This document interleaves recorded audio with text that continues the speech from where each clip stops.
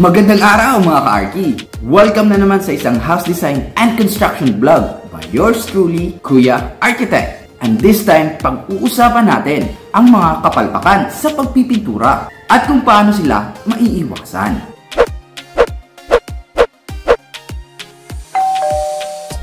And as usual, bago ang lahat, kung hindi pa, huwag kalimutang mag-subscribe sa ating channel. Ang mag-subscribe si swertehin ng buong taon. And click the notification bell para updated ka sa ating mga bagong videos.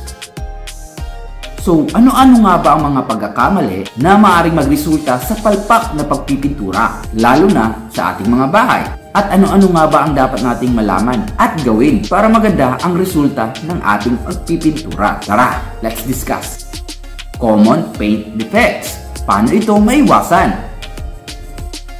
Well, before sa ating main discussion, let's discuss first the general info sa anong mga dapat gamiting pintura sa iba't ibang surfaces, gaya ng concrete, kahoy, o bakal. So, in general and commonly practiced, ang latex paint, which is water-based, ay ang ideal para sa concrete o simento, while ang enamel, which is oil-based, ang prefer para sa kahoy naman. So, sa dalawa, mayroon namang mga variation. Ay nang pinaghalo mo ang latex sa acrylic, which are both water-based. Magiging result nito ay elastomeric paint, na mas kilala bilang isang waterproofing paint. So usually, ina-apply ito sa exterior ng ating mga bahay. Sa enamel naman, may tinatawag tayong QDE, yung quick drying enamel. Ito yung usually ginagamit sa mga wooden cabinet. As its name suggests, it is quick drying, kaya madaling matuyo. Another paint we call Duco paint. Ito naman for the automotive finish, or yung high gloss, para magbukang metallic ang isang wood surface. At commonly, gumagamit ng compressor and airbrush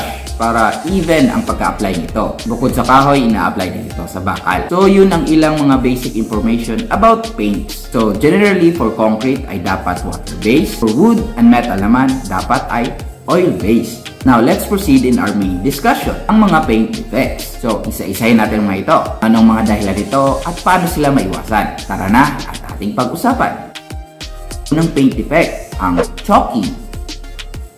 So, marami naman sa atin nang alam kung ano ang chalk. Ito yung pagsulat sa ating blackboard. But sa painting naman, ito ang pagkakaroon ng isang powdery surface na pumakapit sa ibang surfaces panghalapat nito. Kung mahawakan mo ito, para itong pulbo sa iyong kamay. So, ano nga ba ang dahilan nito? Well, ang most common dahilan nito ay ang prolonged exposure sa UV rays mula sa sikat ng araw. Especially kung low quality or hindi talaga pang outdoor na paint ang iyong ginamit. Ang UV rays kasi ay maaaring iloosen ang bond ng mga pigment particles sa ating mga pintura. Thus, over time, ang mga particles na ito ay kumakalas sa film ng ating in-apply na paint at nagre-resulta nga sa chalking. Isa pa sa mga dahilan ng pagpupulbo ng mga pintura, ang exposure sa extreme moisture at ang natural aging ng ating mga painted surfaces. So, paano ito maiwasan? Well, una, gumamit ng quality paint at yung intended talaga pang outdoor. Best example nito ay ang elastomeric paint dahil sa kanyang weather-resistant qualities. Pwedeng i-primer at pwede rin i-top coat. Also, to avoid chalking, huwag masyadong maghalo ng thinner sa ating mga pintura. This also cause decreased bonding kasi within the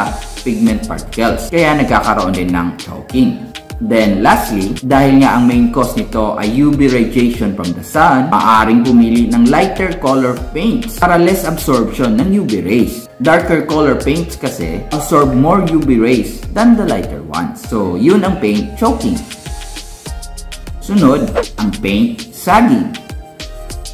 So, ang defect naman ito ay yung makikita mong parang lumulobo at lumalawlaw yung pintura na kalaunan ay maaaring masagi at mapunit. Merong malalaki, meron ding maliliit. So, ano-ano ang maaaring dahilan nito? Well, una, pwede itong mangyari kung hindi maganda ang kapit ng pintura sa surface kung saan ito i-apply. Maaari ang surface na ito ay hindi talaga absorbent para sa mga pintura, gaya ng mga ibang bakal, o yung mga pader na masyadong makinis ang pagkakapalitada. O di naman kaya nag-a-apply ng pintura sa mga surfaces na may dati ng pintura, dahilan para hindi matibay ang pagkapit ng bagong pintura dito. So, paano ito maiwasan? Well, una, pwede mong lihaan or isanding ang surface para mas absorbent ito sa mga pinturang ilalagay. Pwede ring maglagay ng skim coating sa mga pader na pipinturahan. Skim coating kasi have good adhesion sa mga pintura. Then, iwasan din ang masyadong makapal na application ng paint. Pag kasi makapal ang yung pagpipintura, maaari kasing hindi matuyo ng maigi yung paint sa ilalim sa outer surface ng ating mga pintura.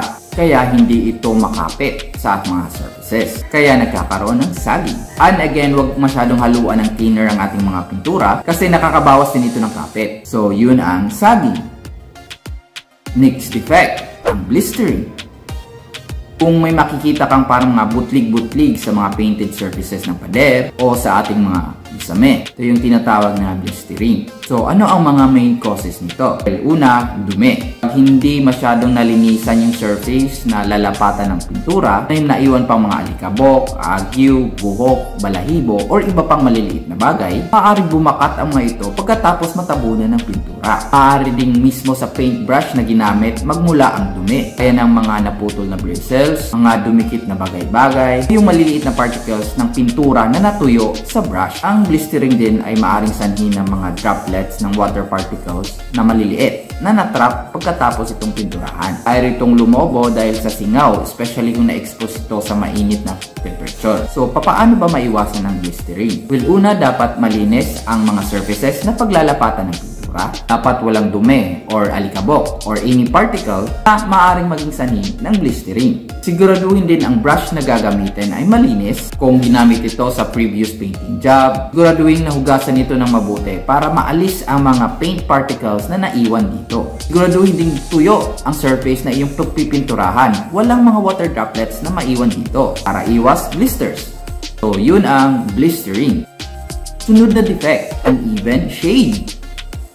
Ito naman ang klase ng defect kung saan hindi pantay ang tone ng kulay ng pintura sa isang surface. Ibig sabihin may portion na mas lighter o di naman kaya darker sa ibang side. So basically parang hindi pantay yung kulay. Ang maaaring dahilan nito ay una, ang hindi paglalagay ng primer or base coat sa surface na pagpipinturahan. Ang primary function talaga ng isang primer ay gawing pantay ang kulay ng paglalapatang surface para even din ang resulting painted surface pag ito'y nilagyan ng top coats. Ang isa pang dahilan ng uneven shade ay ang hindi pantay na pagsipsip ng pintura ng isang surface. Ibig sabihin hindi pantay yung surface na yon, may isang portion na mas bilis sumigop, may isa namang hindi. May tendency na mas manipis ang kulay dito at makapal ang kulay dito kasi hindi nga equal yung pagsipsip or absorption ng paint. Isa rin sa dahilan nito ay ang hindi pag-continue sa isang paint job sa isang araw o pagpapaliban nito. May pagkakataon kasing natuyo na yung isang side na napinturahan bago i-continue ang ibang side sa pagpipintura, which may result in paint overlaps, especially doon sa may dugtungan ng pintura. And usually sa portion na yun ay mas darker compare sa other sides, kaya nagkakaroon ng uneven shade. So to prevent this, one of course always use primers bago ka mag-apply ng top coats. Siguraduhin din na ang surface nito ay pantay or nakaseal para hindi ganon ka-different ang pag-absorb ng paint sa iba't ibang surfaces. Again, for this problem, pwedeng gumamit ng skim coat. At iwasan nating i-discontinue ang ating mga paint job sa isang surface para maiwasan ang mga paint overlaps. Pwede rin gumamit ng airbrushing method. Ito yung paggamit ng spray at compressor sa pag-a-apply ng paint para even talaga ang application nito. So, iwasan natin ang uneven shading. Another defect, ang flaking.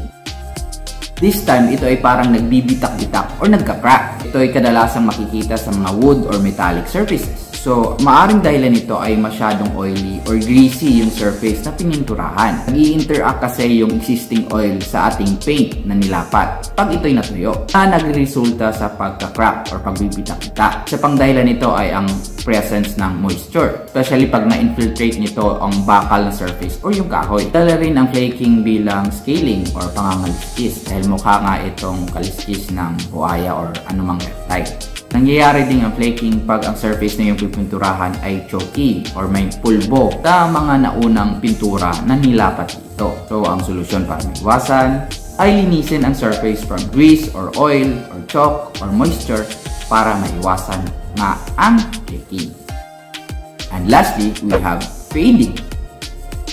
So, very common ito sa mga walls, especially yung sa exterior ng ating mga bahay. Ang fading or ang pagkupas ng kulay ng ating mga pintura, isang natural phenomenon. Natural man ito over time, may pagkakataong mas mabilis ang pagkupas ng kulay kaysa inaasahan. So, ano ang mga sanhi nito? Una, ang paggamit ng poor quality na pintura. Mas mabilis talaga ang maitong kumupas. So, just make sure na maganda ang quality ng pintura na inyong gagamitin. Then, ang primary cause talaga ng fading ay ang direct exposure sa weather. Ang mga surfaces na exposed sa init ng araw at ulan ay prone talaga sa fading or pagkupas. Kaya sa mga exposed surfaces na ito, mabuting mag-apply ng additional top coat para siguraduhin may pagkupas man ang nangyari ay hindi ito ganun kabilis. So yun ang dapat mong malaman about fading.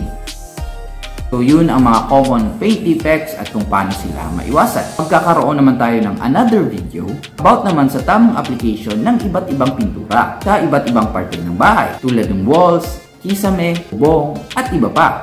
Kaya abangan. Sana may natutunan kayo at nakatulong ang video ito, especially dun sa magpapapintura ng bahay. Iba ang mga katanungan or ibang pang tips na nais nyong ibahagi. Just write down your thoughts and opinions on the comments below. And huwag kalimutang mag-like, share, and of course, subscribe. This has been your Kuya Architect. Thank you for watching.